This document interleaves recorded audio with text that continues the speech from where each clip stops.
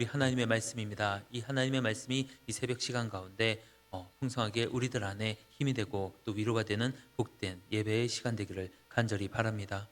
오늘 본문을 보면 반복되는 표현이 이제 처음부터 등장을 합니다. 바로 무엇을 하게 하소서, 무엇 하소서라고 하는 요청하는 표현이 그러한 해당이 되는 표현입니다. 과연 누구를 위해서 이러한 무엇을 하여 주옵소서 하소서라고 하는 이런 요청이 나타나고 있을까요? 바로 살아계신 여호와 하나님, 그 하나님 앞에 간구하는 요청의 표현일 것입니다. 이러한 간구는 간구해야 하는 것들이 어떤 것인지 또 그것에 대해서 분명하게 인식하고 있는 사람이 할 수 있는 태도이며 또한 요청의 모습이기도 합니다. 17절부터 또 19절까지에 계속해서 반복되어 나타나는 이 요청의 표현을 살펴보면 이러합니다. 17절만 보더라도 주의 종을 후대하여 살게 하소서라고 하는 표현이 등장합니다. 이어지는 18절 역시 마찬가지입니다. 내 눈을 열어서 주의 율법에서 놀라운 것을 보게 하소서라고 합니다.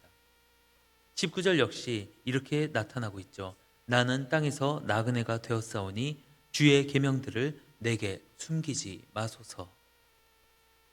이런 모든 표현들이 간구의 모습입니다. 마땅히 나아가고 또 바라는 것에 대해서 분명하게 고백하는 표현들입니다. 사랑하는 성도 여러분, 주님의 계명들, 즉 그분의 이러한 귀하고 귀한 말씀들은 절대로 변치 않는 말씀임을 우리가 다시 한번 기억하고 마음에 새겨두기를 간절히 바랍니다.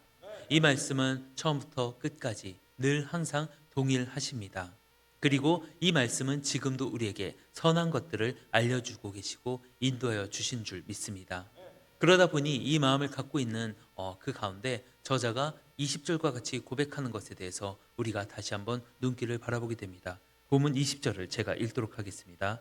주의 규례들을 항상 사모함으로 내 마음이 상하나이다. 아멘.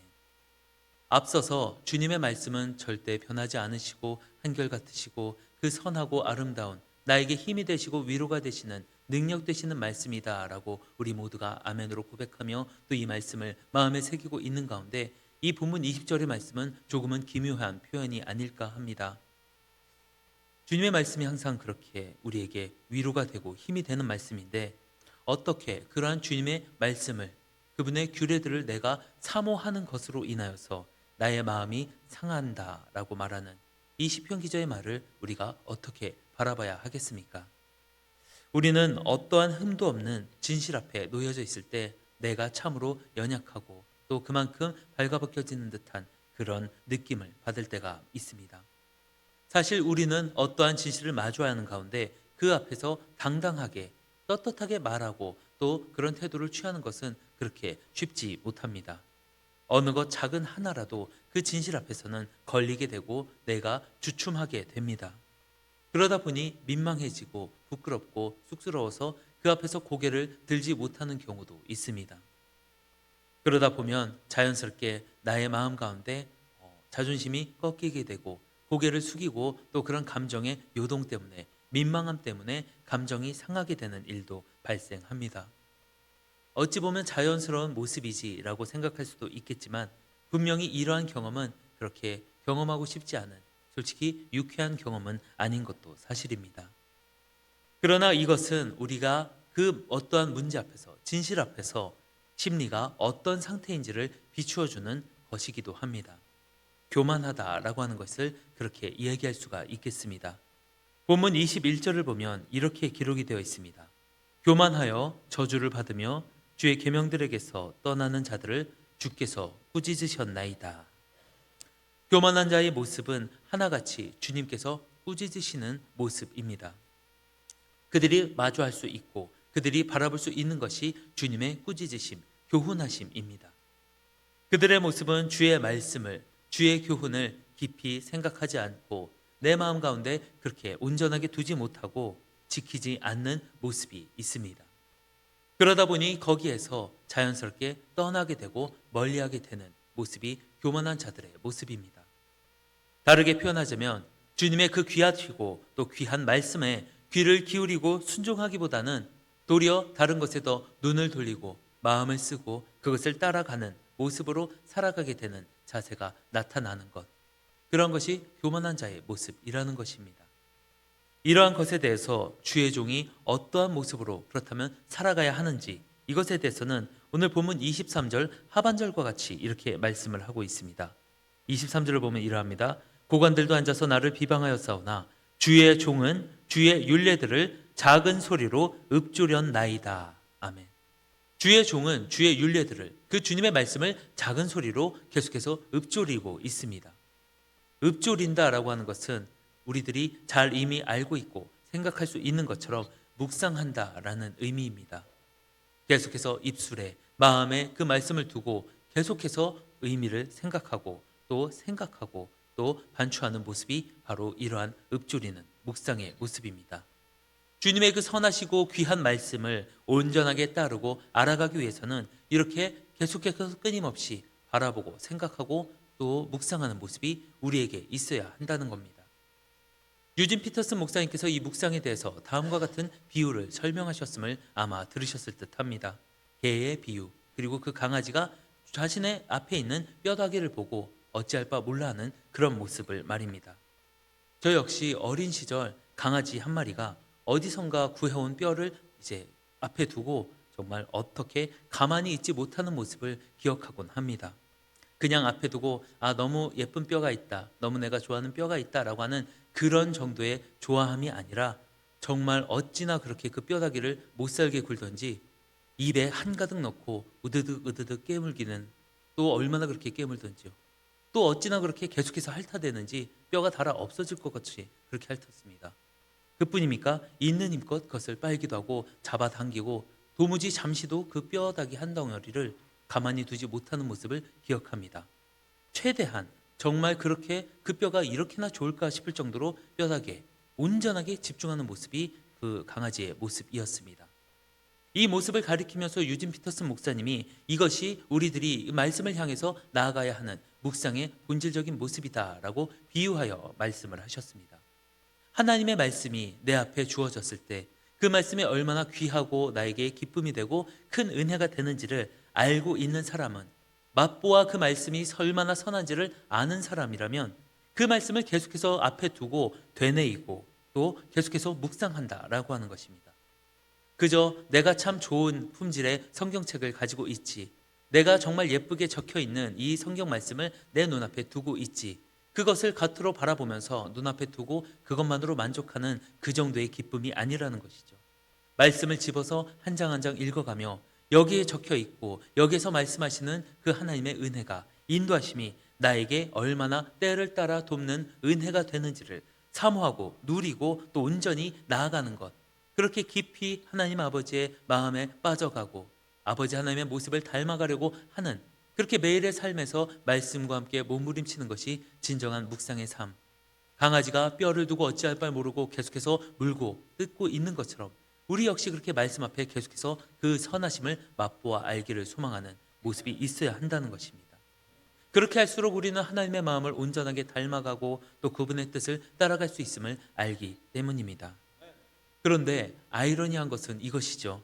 이렇게 하면 할수록, 즉 말씀을 내가 너무나도 사모하고 너무나도 귀한 것을 알기 때문에 그 말씀 앞에 내가 너무나도 감사함과 기쁨과 은혜가 충만하다는 것을 알기 때문에 알아가면 알아갈수록, 말씀을 집어 읽으면 읽을수록 그 앞에서 연약한 나의 부족함, 나의 연약함, 여전히 머물러 있는 영적인 첨치와 같은 것, 나의 부족한 생각들, 나의 죄성들과 같은 것들이 드러나고 바라보게 된다라고 하는 것입니다. 그러다 보니 하나님 앞에 더 내가 가까이 나아가고자, 한 걸음 더 겸손한 모습으로 나아가고자 마음 먹고 하면 할수록 나의 연약함을 보게 되고, 그러다 보니 나의 고개가 절로 더 숙여지게 된다라고 하는 것이죠. 그리고 이러한 가운데 또 혹자는 마음이 상하기도 하고 또 이러한 가운데 그 무릎이 꺾여 나가기도 하는 모습을 바라보게 된다는 것입니다. 그렇다면 여기에서 우리의 자세는 갈리게 되는데 어떠한 것을 우리가 선택해야 할까요? 계속해서 하나님의 말씀을 통해서 내가 너무 연약하다라고 하는 사실을 마주했을 때, 내가 참 부족하고 죄인이구나라고 하는 사실을 마주했을 때 내가 참 이렇게 죄인이지. 너무 속이 상하다. 어떻게 나한테 이렇게 나의 아픈 마음이 계속해서 드러날까? 나는 언제쯤 정신을 차리고 언제쯤 온전하여질까라고 그저 이렇게 문제를 바라보면서 속상해하면서 한탄할 것을 택할 것인가? 아니면 그것을 인정하고 그렇기 때문에 주님, 나는 죄인이기 때문에 주님이 필요합니다라고 주님 앞에 무릎 꿇고 겸손히 고개 숙이며 생활하고 더욱더 주의 말씀에 가까이 다가가려고 노력하는 모습이 우리에게 있는데 이것을 택할 것인가? 이 갈림길 안에서 우리가 택해야 되는 것이 어떠한 것인가를 우리는 이 부분을 통해서 다시 한번 고민할 수가 있다라고 하는 것입니다. 시편 기자는 23절과 24절의 고백으로 우리가 취해야 할 자세가 어떠한 것인지를 분명하게 제시합니다. 즉 주의 증거들이 나의 즐거움이라는 것. 그리고 이것은 단순한 즐거움이 아니라 나의 충고자와 같은 진정한 즐거움이라는 것입니다. 이것은 우리에게 있어서 정말 큰 기쁨이 되는 것입니다. 이어지는 말씀은 계속해서 주의 말씀대로 사는 자들의 고백이 나타나고 있는 것을 바라보게 됩니다. 이런 기쁨은 앞서 이야기한 것처럼 1차적인 기쁨이나 만족이 아니라 단지 순간적으로 지나가는 기쁨이 아니라 계속해서 유지되고 우리에게 부어지는 기쁨의 모습임을 생각할 수 있습니다. 계속되는 은혜, 그치지 않는 은혜가 주님으로부터 우리 살아계신 하나님으로부터 흘려내어져 옵니다. 우리가 그 은혜를 받아서 누리는 가운데 또 그 복된 은혜를 또 흘려보내는 축복의 통로로서 나아가야 하는 모습이 있어야 한다라고 하는 것이죠. 내가 내 힘으로 하겠습니다. 내가 이것만큼은 제어하겠습니다라고 그 물꼬를 틀어 잠그는 그런 배관, 파이프라인은 없습니다. 우리는 그저 받아들이고 주시는 것 그대로 흘려보내는 가운데 나의 안에 충만한 기쁨이 가득할 수 있음을 기억할 수 있어야 한다는 것입니다. 우리는 이렇게 계속되는 은혜, 그치지 않는 은혜를 온전히 누리기 위해서 매일매일 주어지는 그 말씀 앞에 기쁨의 은혜를 사모하며 나아가야 할 것입니다. 매일매일 응답하시는 주님과의 친밀함을 계속해서 누려야 합니다. 이를 위해 만나와 같이 늘 새롭게 주시는 풍성함을 마주할 수가 있게 됩니다.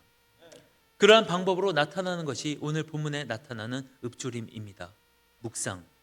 27절에도 다시 나오는 이 읍조림, 묵상이라고 하는 것은 결국 우리가 우리의 삶의 전반 가운데서 하나님과의 친밀한 관계, 그 교제함이 얼마나 귀하고 근본적인 우리의 해야 할 것인지에 대해서 다시금 생각한다라고 하는 것입니다.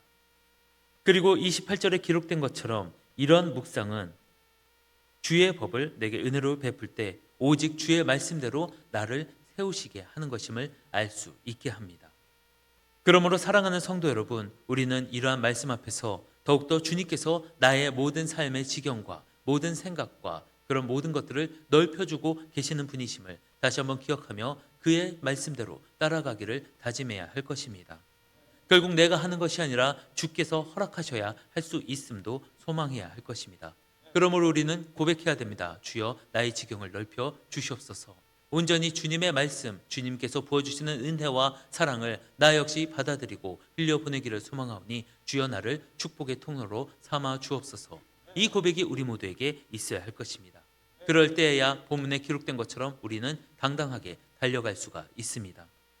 시편 기자가 고백하는 것처럼 주의 말씀대로 나를 세우시기를, 주의 법을 내게 은혜로이 베푸시기를, 그렇게 주님께서 주시는 증거들에 매달리며 승리하는 복된 하루의 삶을 살아내는 우리 모두의 모습 되기를 주님의 이름으로 축원합니다.